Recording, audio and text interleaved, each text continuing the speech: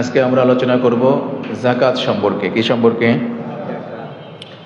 যাকাত সম্পর্কে ইনশাআল্লাহ আল্লাহ চাহে তো 10টা পয়েন্টের উপরে আমরা আলোচনা করব। মনোযোগ দিয়ে শুনলে যাকাত সম্পর্কে আমরা মোটামুটি একটা ভালো ধারণা নিয়ে ফিরতে পারবো ইনশাআল্লাহ। 2 নম্বর আলোচ্য বিষয় হলো সদকাতুল ফিতর। সদকাতুল ফিতর কে আদায় করবে, কখন আদায় করবে, কি দিয়ে আদায় করবে, কত পরিমাণ আদায় করবে এই বিষয়। 3 নম্বর আলোচ্য বিষয় থাকবে রোজার ফিদিয়া সম্পর্কে এবং কাফফারা সম্পর্কে। কেউ যদি শরীয়তের নির্ধারিত ওজরকে সামনে রেখে রোজা রাখতে অক্ষম হয়ে থাকে তাহলে তিনি রোজার ক্ষতিপূরণ কিভাবে দিবেন, কি দিয়ে দিবেন, যেটাকে ফিদিয়া বলা হয়। আমরা রোজার ফিদিয়া, পাশাপাশি আমরা নামাজ যদি কারো অনাদেয়ী থেকে মারা যায় সেটা হলো নামাজের ফিদিয়া। তো আমরা নামাজের ফিদিয়া সম্পর্কেও জানবো, কাফফারা সম্পর্কে জানবো। এরপরে আমরা জানবো কোরআনের হক সম্পর্কে, যেটা আমরা গত জুমা আলোচনা করেছিলাম যে আল্লাহ তাআলা রমজান মাসের উদ্দেশ্য বলছেন একটা, রোজার উদ্দেশ্য বলছেন একটা। রোজার উদ্দেশ্য বলছেন লাআল্লাকুম তাত্তাকুন, যাতে করে তোমরা মুত্তাকি হতে পারো। আর রমজান মাস সম্পর্কে আল্লাহ বললেন শাহরু রমাদান আল্লাযী উনজিলা ফীহিল কোরআন, আমি কোরআন নাজিল করছি রমজান মাসে। তাহলে রমজান মাসে কোরআন নাজিল করছেন এই কথা আল্লাহ কেন বললেন, এবং রমজান মাসের সাথে কোরআনের কি গুরুত্বপূর্ণ সম্পর্ক রয়েছে, এবং এই সম্পর্ক আমরা কিভাবে উপলব্ধি করতে পারি, আমরা ধরে রাখতে পারি, সে সম্পর্কে আমরা সর্বশেষ আলোচনা করব যদি সময় পেয়ে যাই। রমজান মাসে শয়তান বন্দী আছে, কিন্তু শয়তানি বন্ধ হয় না। কিছু কিছু মানুষের শয়তানি বন্ধ হচ্ছে না। তো শয়তান বন্দী থাকার পরেও শয়তানি বন্ধ হয় না কেন, এই ব্যাপারে কিছু কারণ আছে, আমরা সময় পেলে আলোচনা করব ইনশাআল্লাহ। যেহেতু আজকে কথা অনেক বেশি, আমরা খুব অল্প সময়ে বেশি কথা বলতে হবে, এই জন্য কথার পুনরাবৃত্তি না করে আমরা মূল কথাগুলোকে মনোযোগ দিয়ে শুনবো ইনশাআল্লাহ। তাহলে আজকের পয়েন্টের মধ্যে প্রথম হচ্ছে যাকাতের বিষয়। কিসের বিষয়? যাকাতের বিষয়। যাকাত সম্পর্কে আমরা 10টি পয়েন্টে কথা বলবো। কয়টি পয়েন্ট? 10টি। 1 নম্বর পয়েন্ট, আমরা যাকাত কেন দিব, এটা হলো 1 নম্বর পয়েন্ট। এ সম্পর্কে অনেক কথা আছে, আমরা এখান থেকে 4টি কথা নিয়ে নেই। যাকাত কেন দিব, তার প্রথম কারণ হলো যাকাত ইসলামের 5 স্তম্ভের অন্যতম একটি। ইসলামের খুঁটি কয়টা? 5টা। বিশ্বনবী সাল্লাল্লাহু আলাইহি ওয়াসাল্লাম বলেন বুনিয়াল ইসলামু আলা খামসিন শাহাদাতি আল্লা ইলাহা ইল্লাল্লাহ ওয়া আন্না মুহাম্মাদুর রাসূলুল্লাহ ওয়া ইকামিস সালাতি ওয়া ইতাইজ যাকাতি ওয়াল হজ্জি ওয়া সাওমি রমাদান। এই হাদিসের মধ্যে দেখেন বুনিয়াল ইসলাম আলা খামস, ইসলামের ভিত্তি হলো 5টি, খুঁটি হলো 5টি। এর মধ্যে কালিমা শাহাদাত একটা, ইকামিস সালাত 2 নম্বর, ওয়া ইতাইজ যাকাত 3 নম্বর। 3 নম্বর কি? যাকাত। প্রথম হলো কালিমা, 2 নম্বরে হলো নামাজ, 3 নম্বরে হলো যাকাত। আমরা কিন্তু এই হাদিসের তরজমা এখন যাকাত 3 নম্বরে আসলো।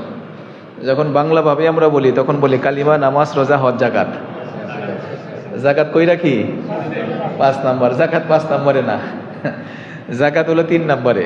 ইমানকে যদি সামনে নিয়ে আসেন তাহলে 3 নম্বর, আর ইমানের সাবজেক্ট যদি আগেই থেকে থাকে তাহলে যাকাত হলো 2 নম্বর। কয় নম্বর? আকিমিস সালাত ওয়া আতুজ যাকাত, যেখানেই নামাজের কথা সেখানেই যাকাতের কথা। তাহলে আমরা যাকাত কেন দিব? ইসলামের 5 স্তম্ভের মধ্য থেকে এটা অন্যতম একটা। 2 নম্বর, যাকাত আল্লাহর পক্ষ থেকে একটা ফরজ বিধান, ফরজ ইবাদত। যাকাতের বিধানটা এটা নফল না, সুন্নত না, ওয়াজিব না, এটা কি? ফরজ। আল্লাহ তাআলা বলেন আকিমুস সালাতা ওয়া আতুজ যাকাত, তোমরা নামাজ কায়েম করবা এবং যাকাত প্রদান করবা। নামাজ এবং যাকাত পাশাপাশি। এজন্য অনেকে নামাজ পড়ার জন্য খুব আগ্রহ দেখায়, কিন্তু যাকাত দেওয়ার আগ্রহ নাই। যাকাতকে জরিমানা করা মনে করা যাবে না। যাকাত হলো আল্লাহর বিশেষ নিয়ামত, এটা বড় একটা ইবাদত, এটা ফরজ বিধান। তাহলে যাকাত কেন দিব? এটা ফরজ বিধান, সেই জন্য। 3 নাম্বার, যাকাত আদায়ের মাধ্যমে সম্পদ পবিত্র হয়। কি হয়? যাকাত আদায় করলে সম্পদের পবিত্রতা হয়। আল্লাহ তাআলা বলেন খুয মিন আমওয়ালিহিম সাদাকাতান তুতাহহিরুহুম, নবী আপনি তাদের সম্পদ থেকে যাকাত আদায় করেন যাতে করে তাদের সম্পদ পবিত্র হয়ে যায়। সম্পদ কি হয়ে যায়? আপনার টাকার কোনো দোষ নাই, কিন্তু টাকা আদান প্রদানের মধ্যে হলো দোষ।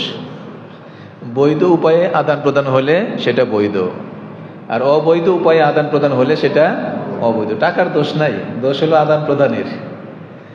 তো সম্পদ এটা সে তার জায়গায় ঠিক আছে, কিন্তু পদ্ধতিগত কারণে কখনো এটা হালাল হয়, কখনো হারাম হয়। তো সম্পদের পরিমাণ মতো জাকাত আসার পরেও কেউ যদি জাকাত আদায় না করে, তাহলে তার সম্পদ আর পবিত্র থাকে না, কি হয়ে যায়? অপবিত্র হয়ে যায়। তাহলে আমরা জাকাত কেন দিব? অপবিত্র সম্পদকে পবিত্র করার জন্য। এটা হলো 3 নম্বর কারণ। 4 নম্বর কারণ, জাকাত দিলে সম্পদের উপর থেকে অমঙ্গল দূর হয়ে যায়, বিপদ আপদ দূর হয়, বালা মুসিবত দূর হয়। জাকাত দিলে সম্পদের অমঙ্গল দূর হয়। এই ব্যাপারে আসছে, মান আদ্দা যাকাতা মালিহি ফাকাদ যাহাবা আনহু শাররুহু। মান আদ্দা, যে ব্যক্তি আদায় করলো যাকাতা মালিহি, তার সম্পদের জাকাত, ফাকাদ যাহাবা আনহু শাররুহু, তাহলে তার সম্পদের উপর থেকে বালা মুসিবত দূর হয়ে গেল। বালা মুসিবত কি হয়ে গেল? দূর হয়ে গেল। তাহলে জাকাত আমরা কেন দিব? 4টা কারণ বললাম। 1 নম্বর, জাকাত ইসলামের পঞ্চস্তম্ভ। 2 নম্বর, জাকাত আল্লাহর পক্ষ থেকে ফরজ বিধান। 3 নম্বর, জাকাত আদায়ের মাধ্যমে সম্পদ পবিত্র হয়। 4 নম্বর, জাকাত দিলে সম্পদের অমঙ্গল দূর হয়। এই কারণে আমরা কি করব? জাকাত দিব। 1 নম্বর পয়েন্ট শেষ। 2 নম্বর পয়েন্ট আসেন, জাকাত না দিলে কি ক্ষতির সম্ভাবনা আছে? জাকাত না দিলে কোনো ক্ষতি হবে কিনা? বলে হ্যাঁ। এই ব্যাপারে আমরা 5টা কথা শুনবো। 1 নম্বর কথা, জাকাত না দিলে কোনো সময় জাকাত না দিলে অথবা জাকাতকে অস্বীকার করলে মানুষ কাফের হয়ে যায়। কি হয়ে যায়? কাফের হয়ে যায়। ওয়াইলুল লিল মুশরিকিন আল্লাযীনা লা ইউতুনাজ যাকাতা ওয়া হুম বিল আখিরাতি হুম কাফিরুন। লা ইউতুনাজ যাকাত, যারা জাকাতকে আদায় করে না, জাকাতকে স্বীকার করে না, অহুম বিল আখিরাতি হুম কাফিরুন, কিয়ামতের দিবসে তারা কাফেরের রূপে আল্লাহর দরবারে হাজির হবে। কাফের অবস্থায়। কি অবস্থায়?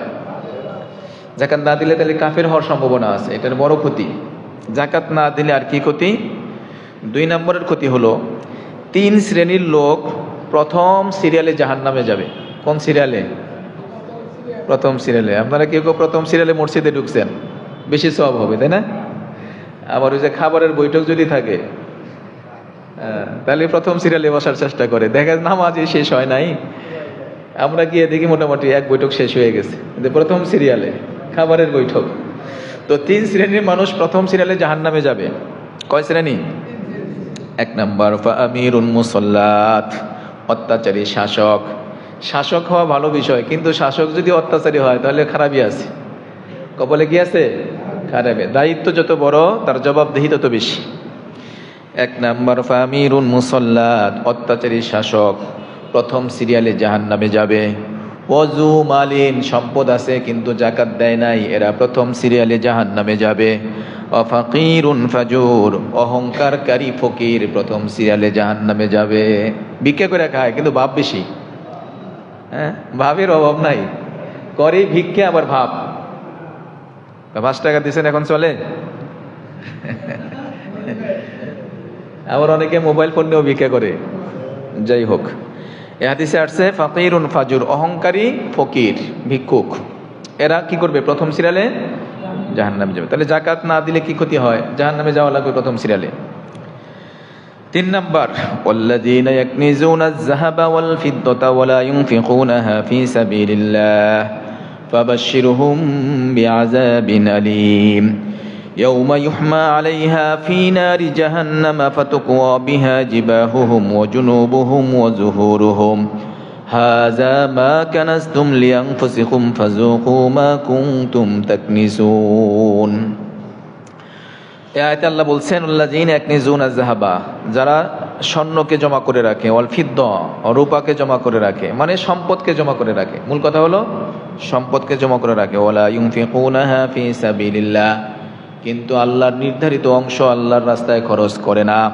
ফাবাশশিরহুম বিআযাবিন আলীম, তাদেরকে আযাব, শাস্তি, আলিম মানে বড় শাস্তি, মহা শাস্তির সুসংবাদ শোনায়া দেন।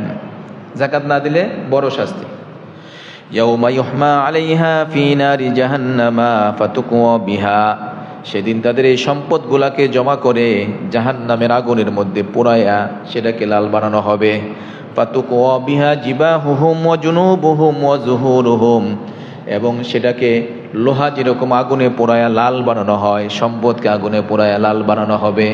এটা দ্বারা তাদের পিঠে তাদের বুকে, তাদের কপালে, তাদের পার্শ্বদেশে সেক দেওয়া হবে এবং বলা হবে হাযা মা কানাজতুম লিআনফুসিকুম, এই হলো তোমাদের সেই সকল সম্পদ যা তোমরা জমা করে রাখতা, ফাযুকু মা কুনতুম তাকনিসুন। সুতরাং আজকে সেই সম্পদের কল্যাণ তোমরা ভোগ করো। কি করো? স্বাদ আস্বাদন করো। সম্পদ জমা করে রাখতা কিন্তু যাকাত দিতা না, এটার স্বাদ আস্বাদন করো।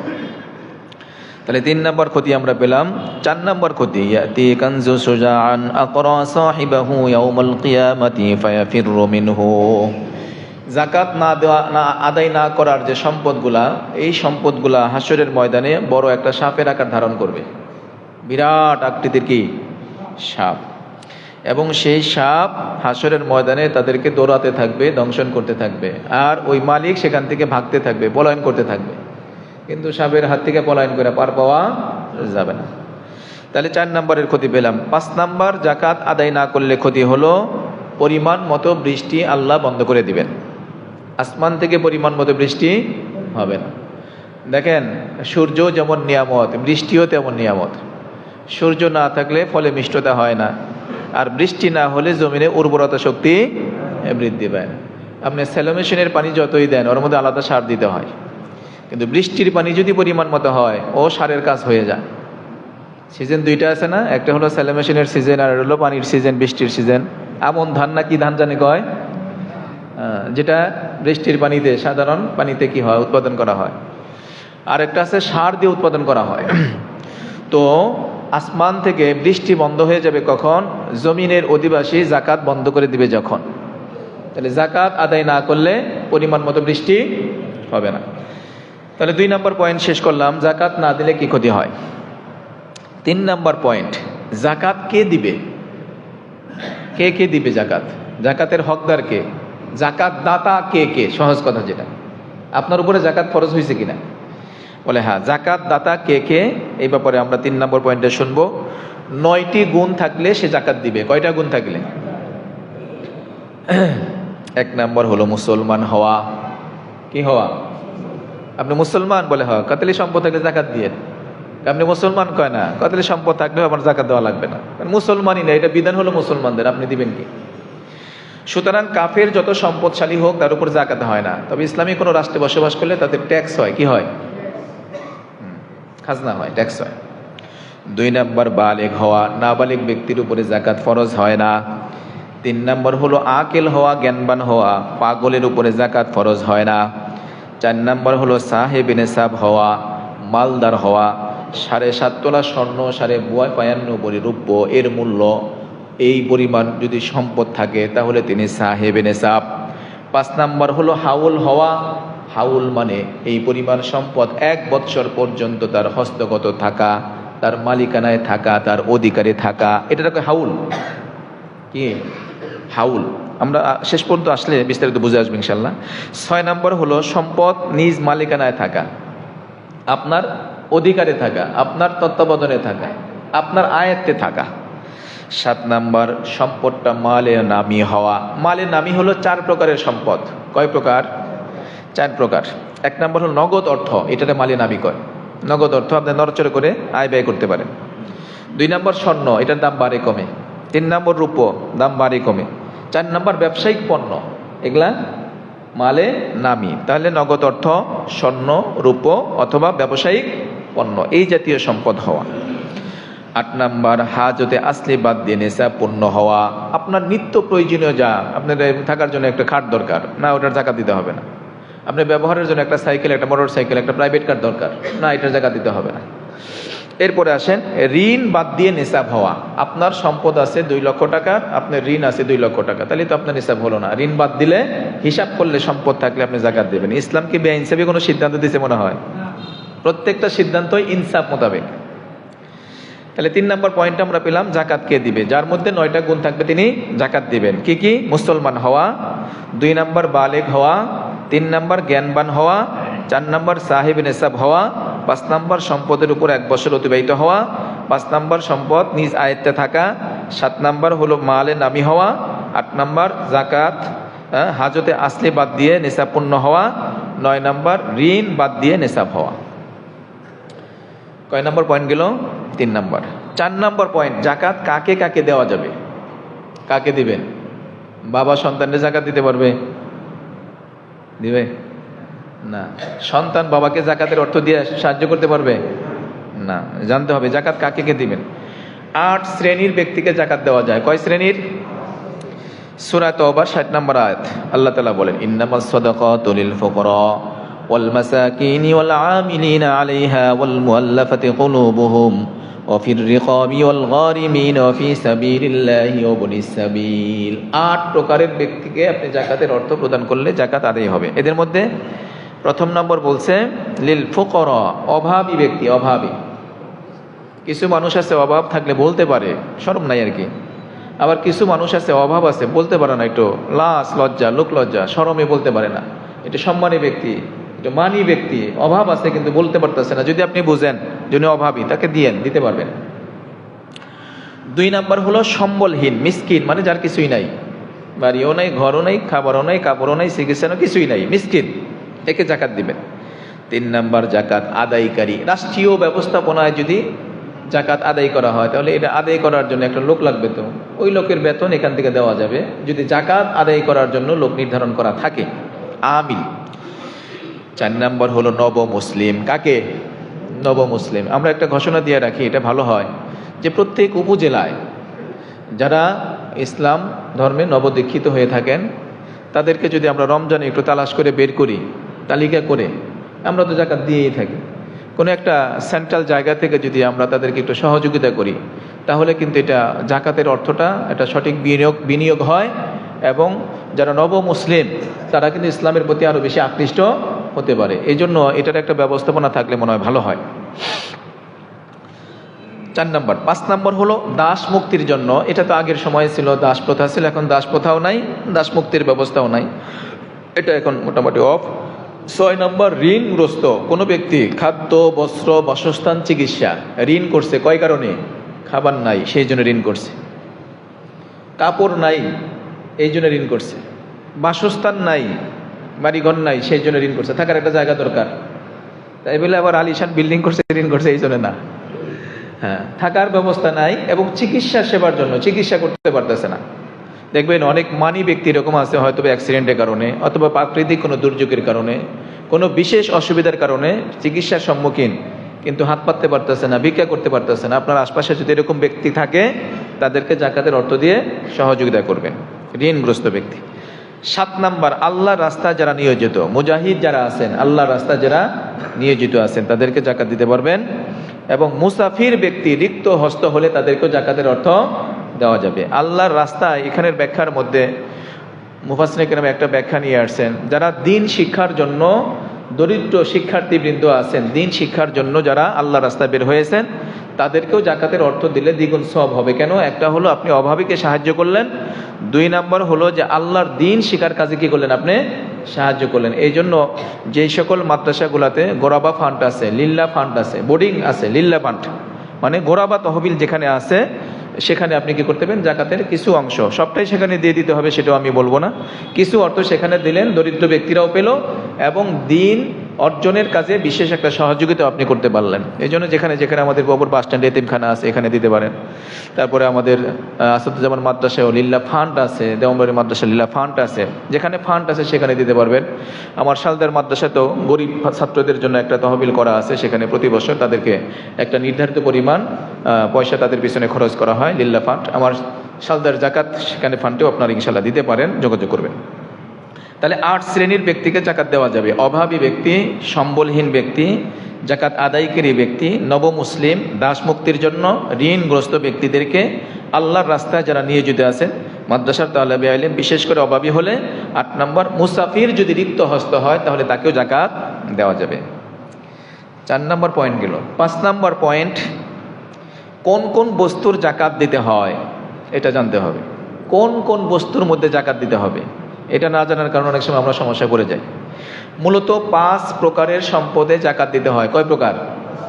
5 প্রকারের সম্পদে জাকাত দিতে হয়। 1 নম্বর হলো নগদ অর্থ। কি অর্থ? নগদ অর্থ মানে টাকা পয়সা আর কি। এটা আপনার হাতে আছে অথবা ব্যাংকে রাখছেন অথবা ধারে রাখছেন, এই তিনটেই তো থাকে মোটামুটি। হয়তো নিজের হাতে রাখছেন অথবা ব্যাংকে রাখছেন অথবা ধারে রাখছেন। নগদ অর্থ। 2 নম্বর হলো বিক্রয়ের জন্য রক্ষিত সকল সম্পদের জাকাত দিতে হবে। আপনি ব্যবসার জন্য যত মালামাল কিনছেন, সে যাই হোক, আপনি গাড়ি কিনছেন ব্যবসা করার জন্য, এটা গাড়ি কিনছেন আবার বেচে 2 টাকা লাভ করবেন। জমি কিনছেন ব্যবসা করার জন্য, এটা বিক্রি করে 2 টাকা লাভ করবেন। এটা বিল্ডিং কিনছেন ব্যবসা করার জন্য, এটা বিক্রি করে কিছু লাভ করবেন। গত কয়েকদিন আগে একজনের কাছে ঢাকার শুনলাম, টাঙ্গাইলের, কিনছি 65 লাখ, 50 লাখ দিয়ে 15 দিন পরে বিক্রি করলাম হলো 65 লাখ। তাহলে লাভ হয়েছে কত? 15 লাখ। তাহলে ব্যবসার জন্য কিনছে আর কি। ব্যবসার জন্য আপনি যাই কিনবেন, সেটা শোরুম কিনেন, সেটা কাপড় কিনেন, কাঁচামাল কিনেন, ব্যবসার জন্য যা কিনবেন এগুলা জাকাতের মধ্যে হিসাবে নিয়ে আসতে হবে। 3 নাম্বার, মওজুদকৃত স্বর্ণ এবং রূপার জাকাত। মওজুদকৃত স্বর্ণ এবং রূপার জাকাত। 4 নাম্বার, জমিতে উৎপাদিত ফসলেরও জাকাত হয়, কিন্তু সেটা নির্ধারিত একটা পরিমাণ আসতে হবে, নির্ধারিত একটা পরিমাণ আসলে। এরপরে বিচরণশীল পশু, উট, গরু, ছাগল, ভেড়া, দুম্বা, মহিষ ইত্যাদি, এগুলারও নির্ধারিত পরিমাণ একটা সংখ্যা যদি চলে আসে, তাহলে সেগুলোর উপরে জাকাত দিতে হবে। তাহলে 5 প্রকারের সম্পদে জাকাত দিতে হয়: নগদ অর্থ, বিক্রয়ের জন্য রক্ষিত বস্তু, মওজুদকৃত স্বর্ণ রূপা, জমিতে উৎপাদিত ফসল, বিচরণশীল পশু। উপরে উল্লিখিত কোনো একটিতে যদি নিসাব চলে আসে তাহলেই জাকাত দিতে হবে, অথবা যদি সবগুলো মিলিয়ে তার মূল্য নিসাব পরিমাণ হয়ে যায় তাহলেও জাকাত দিতে হবে। একটা না, 5টা মিলে আপনার কাছে, কিছু হাতে আছে, কিছু ব্যবসার জন্য আছে, কিছু মওজুদ আছে, সবগুলো মিলে আপনার নিসাব হয়েছে, তাহলে জাকাত দিতে হবে। 5 নম্বর পয়েন্ট শেষ। 6 নম্বর পয়েন্ট, জাকাতের নিসাব কি পরিমাণ, কত টাকা থাকলে জাকাত দিতে হবে। এটা মূল কথা নাকি? আপনার কাছে কত টাকা থাকলে আপনি জাকাত দাতা। হয় জাকাত খাওয়া, না হলে জাকাত দেওয়া, দুইটার একটা। হয় খাবেন, না হলে দিবেন। 2 সূত্রই তো নাকি? আপনি খাবেনও না দিবেনও না, তাহলে কোন জায়গায় আছেন আপনি? হয় খাবেন, না হলে দিবেন। জাকাতের নিসাব কত টাকা থাকলে জাকাত দিতে হবে বলে, এটার জন্য তো একটা ফরম্যাট দেওয়া আছে, একটা সূত্র দেওয়া আছে। 7.5 তোলা স্বর্ণ অথবা 52 ভরি রূপ এর মূল্য যা হয়। এখন একটা বিষয় হলো যে স্বর্ণের দামের সাথে আর রূপের দামের সাথে তো বেস্তর তফাৎ, তাই না? আপনার 1 ভরি স্বর্ণের দাম যা, এখন রূপা 52 ভরির দাম তা, তাই না? 52, 52.5 ভরি রূপার মূল্য যতটুকু, 1 ভরি স্বর্ণের দামই ততটুকু। বলে ওই সময়ে স্বর্ণ আর রূপার দামের এত বেশি তফাৎ ছিল না, কাছাকাছি ছিল। তাহলে পরবর্তী সময়ে সিদ্ধান্ত কি? ফুকাহায়ে কেরাম এই ব্যাপারে গবেষণা করে সিদ্ধান্ত দিয়ে ফেলছেন।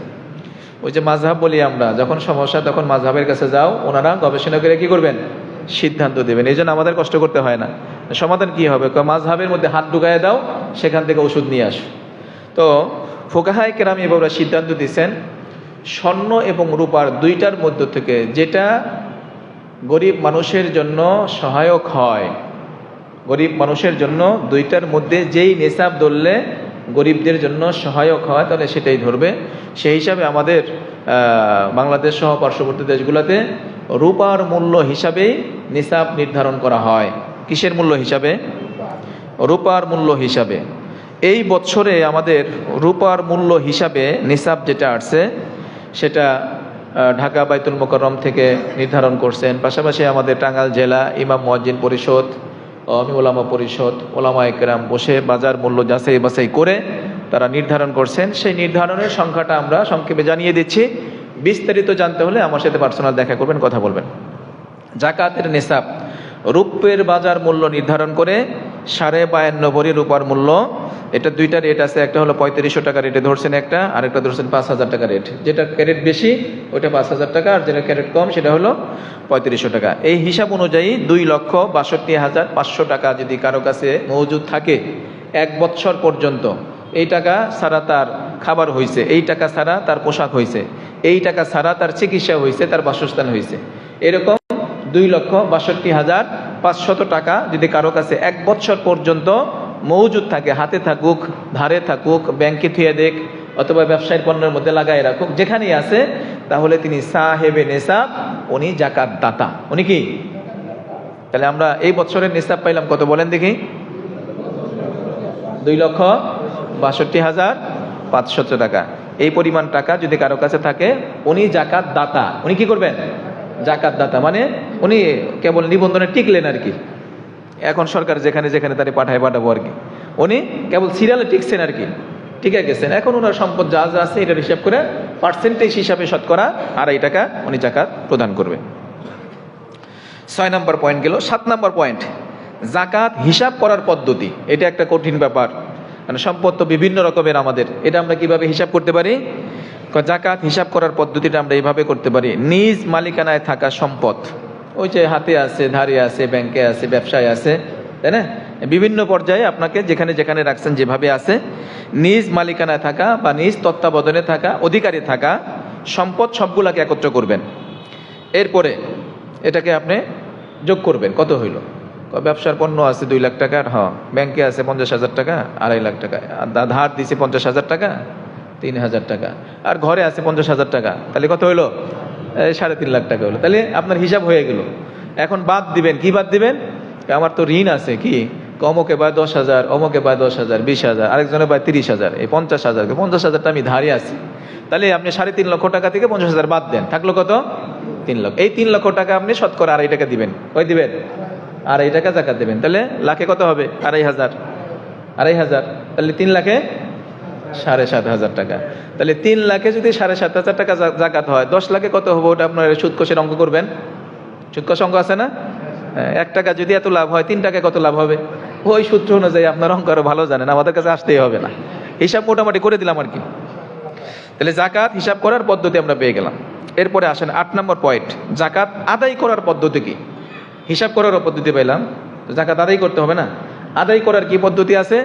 আমাদের দেশে আদায় করার বিভিন্ন পদ্ধতি আছে। কেউ লুঙ্গি কিনা দেয়, কেউ শাড়ি কিনা দেয়, কেউ লুঙ্গি, কেউ শাড়ি। এই হলো জাকাত হিসাব করা, আদায় করার পদ্ধতি। বলে না, জাকাত আদায় করার সঠিক পদ্ধতি লুঙ্গি আর শাড়ি কিনা দেওয়া নয়, বরং জাকাত আদায় করার সঠিক পদ্ধতি সম্পর্কে আমাদের 3টা কথা মনে রাখতে হবে। কয়টা? 1 নম্বর কথা, জাকাতের মাল বা টাকা এটা হিসাব করে আলাদা করতে হবে। কি করে? ওই যে 3 লাখ টাকায় আমরা কত বাইর করলাম? 7,500 টাকা। এটা হিসাব করে কি করতে হবে? আলাদা করতে হবে। এটা হলো প্রথম, মাথায় রাখতে হবে। অনুমান ভিত্তিক জাকাত দিলে সেটা জাকাত হবে না, সেটা দান হয়ে যাবে। কয় সম্পদ যা আছে আছে, এর থেকে এবার 10,000 টাকা দিয়ে দিলাম জাকাত, যা থেকে কবলে, তাব্বাতে তুব্বাতে জুম্বাতে, ইমামের উপর দিলাম ভর, ইমাম পারস না পারস আল্লাহু আকবার, দিয়ে দিলাম অনুমান করে আর কি 10,000 টাকা জাকাত। 20,000 টাকা দিয়ে দিলাম, যা আছে আছে সবটির উপরে অনুমান করে দিয়ে দিলাম। অনুমান করে যদি আপনি 2 কোটি টাকাও জাকাত দেন, ওটা জাকাত হবে না, দান হবে। কি হবে? জাকাত হিসাব করে দিতে হবে। কি করে? আপনার দোকানে যে মালামালগুলো আছে এটা হিসাব ধরবেন, আপনি ক্রয় মূল্যই ধরবেন, বিক্রয় মূল্য ধরবেন না। আপনি যাতে কিনছেন ক্রয় মূল্য ধরবেন। এই জামাটা কিনছেন 100 টাকায়, ওটা 100 টাকায় ধরেন। বিক্রি করলে 110 টাকা করেন, 20 টাকা করেন, সেটা ভিন্ন কথা। বিক্রয় মূল্য ধরতে হবে না, ক্রয় মূল্য আপনি ধরবেন। তাহলে ক্রয় মূল্য ধরে আপনার ব্যবসায়ী পণ্যগুলোকে হিসাব করবেন। তাহলে 2 নম্বর কথা গেল, অনুমান করে জাকাত দিলে জাকাত আদায় হবে না। 3 নম্বর কথা, জাকাতের অর্থ এটা অনুগ্রহ নয়, এটা হলো গরিবের হক। তাই তাকে নগদ অর্থ প্রদান করা, ইচ্ছে মতো কাপড় কিনে দিলেও জাকাত আদায় হবে না। খেয়াল করছেন কথা? তাহলে জাকাতের অর্থ এটা আপনার কাছে আমানত। কার? ওই গরিব লোকের। ওনার দরকার এখন হলো 1 কেজি চাউল কিনার, আপনি একটা লুঙ্গি কিনা দিয়ে দিলেন, ওনার প্রয়োজনটা তো পূরণ হইল না। ওনার দরকার হলো এখন একটা ওষুধ কিনার, আপনি একটা শাড়ি কিনা দিয়ে দিলেন, তাহলে তো ওনার প্রয়োজনটা পূরণ হলো না। তাহলে জাকাতের অর্থ এটা হলো গরিবের অধিকার, আপনি তার অধিকারকে তার কাছে ফিরিয়ে দিবেন। ওনার কাছে টাকা পাইলে উনি যেটা আগে দরকার সেটা কিনবেন, তাই না? ওনার যেটা বেশি প্রয়োজন উনি প্রয়োজন মোতাবেক সেটা কিনবেন। আসেন তাহলে জাকাত কিভাবে আদায় করবো সেটা পেলাম। 9 নম্বর পয়েন্ট, জাকাত এবং সদকাতুল ফিতরের মাঝে একটা পার্থক্য আছে। কি আছে? এই পার্থক্যটা আমরা জানি। মোটামুটি 5টা থেকে 6টা পার্থক্য আছে এখানের মধ্যে, খুব মনোযোগ দিয়ে শুনবেন। জাকাত এবং সদকাতুল ফিতরের মধ্যে ন্যূনতম 5টা পার্থক্য। 1 নম্বর, জাকাত আদায় করার জন্য হাউল শর্ত, মানে সম্পদের উপরে 1 বৎসর অতিবাহিত হওয়া শর্ত। কিন্তু সদকাতুল ফিতর আদায় করার জন্য কোনো হাউল শর্ত নাই, বরং ঈদের দিন সুবে সাদিকের পূর্বেও যদি কেউ মালদার হয়ে যায় তাহলেও তিনি কি করবেন? সদকাতুল ফিতর আদায় করবেন। তাহলে একটা পার্থক্য পেলাম, জাকাতের জন্য সম্পদের উপরে 1 বছর অতিবাহিত হওয়া এটা শর্ত, কিন্তু সদকাতুল ফিতর আদায় করার জন্য 1 বছর অতিবাহিত হওয়া শর্ত নয়, বরং ঈদের দিন সুবে সাদিকের পূর্বেও যদি কেউ মালদার হয়ে যায় তাহলে সে নিজের পক্ষ থেকে এবং পরিবারের নাবালেগ সন্তানদের পক্ষ থেকে তিনি সদকাতুল ফিতর আদায় করবেন। 2 নম্বর পার্থক্য, নাবালেগ সন্তানের উপরে জাকাত আদায় করতে হয় না, কিন্তু নাবালেগ সন্তানের ফিতরা আদায় করতে হয়। এটা হলো 2 নম্বর পার্থক্য। 3 নম্বর পার্থক্য, জাকাত আদায় করা হয় সম্পদের পবিত্রতার জন্য, আর ফিতরা আদায় করা হয় রোজার ভুল ত্রুটি থেকে মুক্তি পাওয়ার জন্য। ফিতরা আমরা কেন দেই? রোজার ভুল ত্রুটি থেকে মুক্ত হওয়ার জন্য। আর জাকাত কেন দেই? সম্পদের পবিত্রতার জন্য। 4 নম্বর পার্থক্য, জাকাত আদায় করা হুকুমের দিক থেকে হলো ফরজ, আর সদকাতুল ফিতর আদায় করা হুকুমের দিক থেকে হলো ওয়াজিব। ফরজ আর ওয়াজিবের পার্থক্য আছে। কিসের পার্থক্য? ফরজ এবং ওয়াজিবের পার্থক্য। 5 নম্বর, তবে জাকাত এবং ফিতরার হকদার একই। জাকাতের অর্থ আপনি যাকে দিতে পারবেন, ফিতরার অর্থ আপনি তাকেই দিতে পারবেন। মানে মাসারিফুজ জাকাত যারা, ওই যে 8 শ্রেণীর ব্যক্তি, এদেরকে জাকাতও দেওয়া যায়, এদেরকে ফিতরাও দেওয়া যায়। 6 নম্বর বিশেষ একটা পার্থক্য, এটা আমাদের বোঝা দরকার। ফিতরা মাথা পিছু হয়। ফিতরা কি হয়? মানে সবাই 100 টাকা করে দিয়েন, সর্বনিম্ন 100 টাকা দিলে আদায় হবে, এটা মাথা পিছু।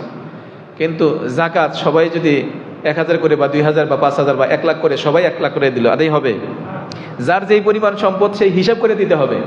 কারো 1 লাখ হবে, কারো 2 লাখ হবে, কারো 5 লাখ হবে, কারো 10 লাখ হবে, কারো 1 কোটি হবে, তাই না? এটাও জাকাত এবং সদকাতুল ফিতরের মধ্যে একটা পার্থক্য। মানে সদকাতুল ফিতর আদায় করার ক্ষেত্রে নেসাব আমরা যাই ধরলাম, কিন্তু আদায় করার ক্ষেত্রে সকলেই প্রায় সমান বা কাছাকাছি। কিন্তু জাকাতের ক্ষেত্রে নেসাব হিসাব করার ক্ষেত্রে সমান হলেও আদায় করার ক্ষেত্রে যার যার সম্পদ যেই পরিমাণ, সেই সম্পদের শতকরা 2.5% হিসাবে জাকাত তাকে প্রদান করতে হবে। সম্মানিত হাজিরিন, 9 নম্বর পয়েন্ট গেল।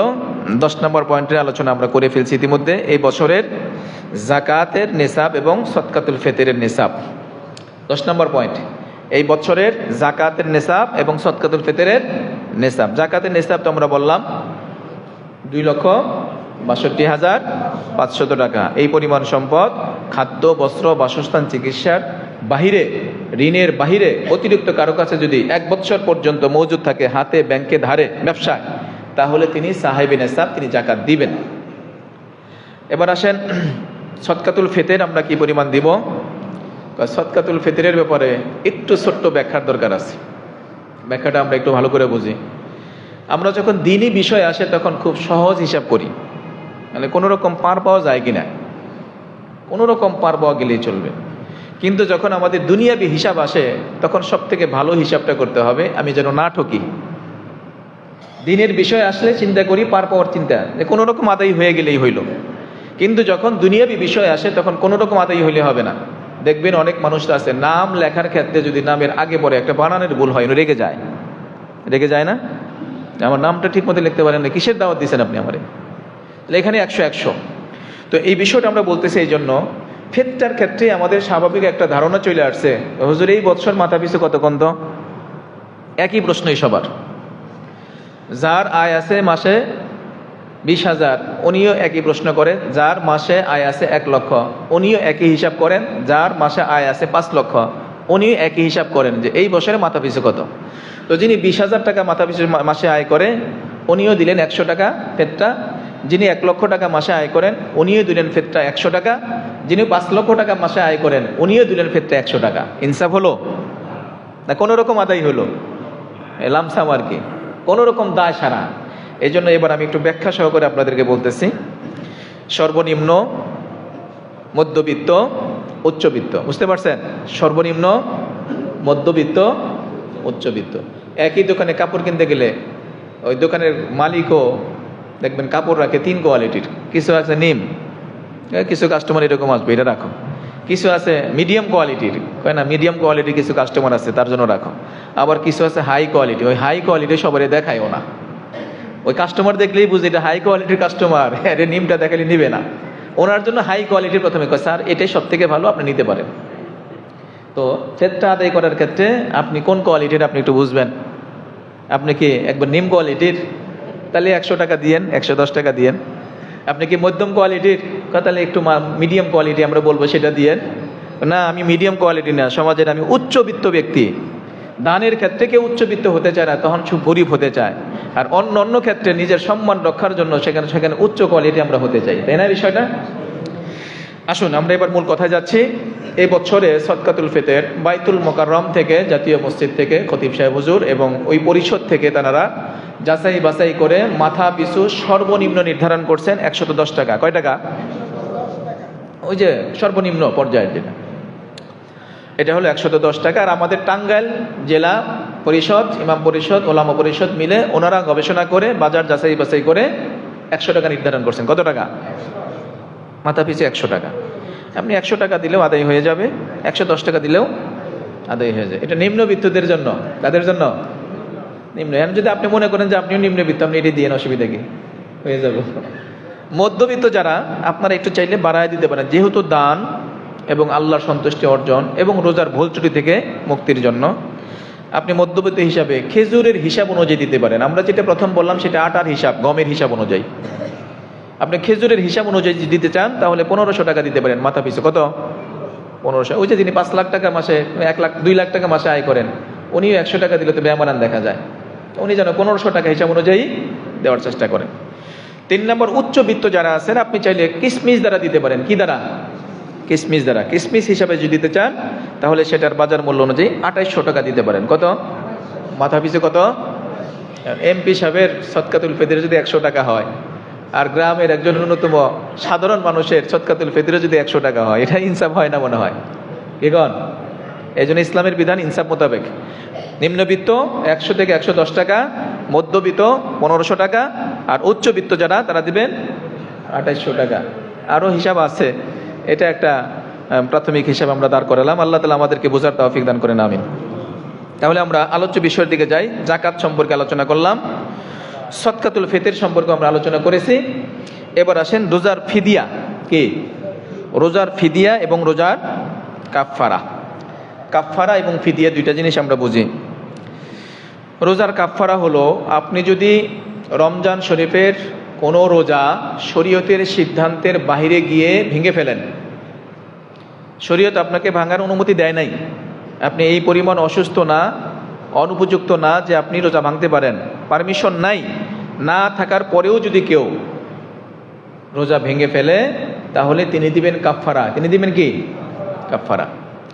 আর কেউ যদি শরীয়ত সম্মত ওজরকে সাথে নিয়ে রোজা ভাঙে, উনি দিবেন ফিদিয়া। উনি কি দিবেন? কথা বুঝতে পারছেন? একটা হলো ফিদিয়া, একটা হলো কাফফারা। আল্লাহর সিদ্ধান্ত মেনে যদি রোজা ভাঙেন তাহলে ফিদিয়া, আল্লাহর সিদ্ধান্তর বাহিরে নিজের ইচ্ছা মতো যদি রোজা ভাঙেন তাহলে হবে কাফফারা। আর কাফফারাটা আমরা প্রথমে জানি, কেউ যদি রমজান শরীফের একটা রোজাও নিজের ইচ্ছা মতো ভেঙে ফেলে তাহলে এই রোজার কাফফারা প্রথমত রমজানের বাহিরে পরবর্তী সময়ে একাধারে 60 রোজা রাখতে হবে। কয়টা? মাঝখানে একটা ভাঙলে আবার 60টা, মাঝখানে একটা ভেঙে ফেলেছেন, 58টা করার পরে যায় সেটা একদিন ভেঙে ফেলেলেন, আবার কয়টা? 60টা। এটা হলো কাফফারা। এটা কি? কাফফারা। আচ্ছা, এখন রোজা তো রাখতে পারতেছেনি না, সম্ভব হচ্ছে না কোনো কারণে, তাহলে কি করবেন? 60 জন মিসকিনকে 2 বেলা খাবার দেন। কয় বেলা? 60 জন মিসকিনকে 2 বেলা খাবার দেন। এটা গেল আরেকটা। এটাও তো একটু খাবার দাবার রান্না করার মতো লোকজন নাই, একটু কষ্ট, বিকল্প কি করা যায়? তাহলে 60টা ফেতরা দিবেন, তবে একদিনে দিয়ে দিলে আদায় হবে না, গ্যাপ দিয়ে দিয়ে আদায় করতে হবে। 60টা ফেতরা আপনি কি করবেন? আদায় করবেন একটা রোজার জন্য, কাফফারা। তবে সেটা একদিনেই একজনকে দিয়ে দিলেন এমনটি না, ওই যে রোজার যে ধারাবাহিকতা ছিল ওইরকম ধারাবাহিকভাবে প্রতিদিন দিন করে করে আপনি এটা কি করবেন? আদায় করবেন। 60টা ফেতরা। কয়টা? 60টা ফেতরা। একটা ফেতরা জানি কত বললাম? সর্বনিম্ন 100 থেকে 110 টাকা, মধ্যবিত্ত 1500 টাকা, উচ্চবিত্ত দ্বারা 2800 টাকা। তাহলে রোজার কাফফারা সম্পর্কে জানলাম। এবার আসেন, অনেকে বয়োবৃদ্ধির কারণে অসুস্থ হয়ে পড়ে, শারীরিক সক্ষমতা না থাকার কারণে রোজা ভাঙতে হয়, তাই না? যৌবনকালের ইবাদত আর বৃদ্ধ বয়সের ইবাদত কখনোই সমান হতে পারে না। বয়োবৃদ্ধতার কারণে কখনো কখনো মানুষ অক্ষম হয়ে পড়ে, রোজা রাখতে সক্ষম নয়। তো এমন ব্যক্তিদের জন্য কি করতে হবে? হ্যাঁ, শারীরিকভাবে রোজা রাখতে সক্ষম নয়, অক্ষম, কাজাও আদায় করার মতো শারীরিক সক্ষমতা তার নাই। একটা হলো এখন রাখতে পারতেছে না, কিন্তু 5-7 দিন 10 দিন পরে বা রমজান মাস পরে আমি সুস্থ হলে রাখতে পারবো, সেটার হিসাব একরকম।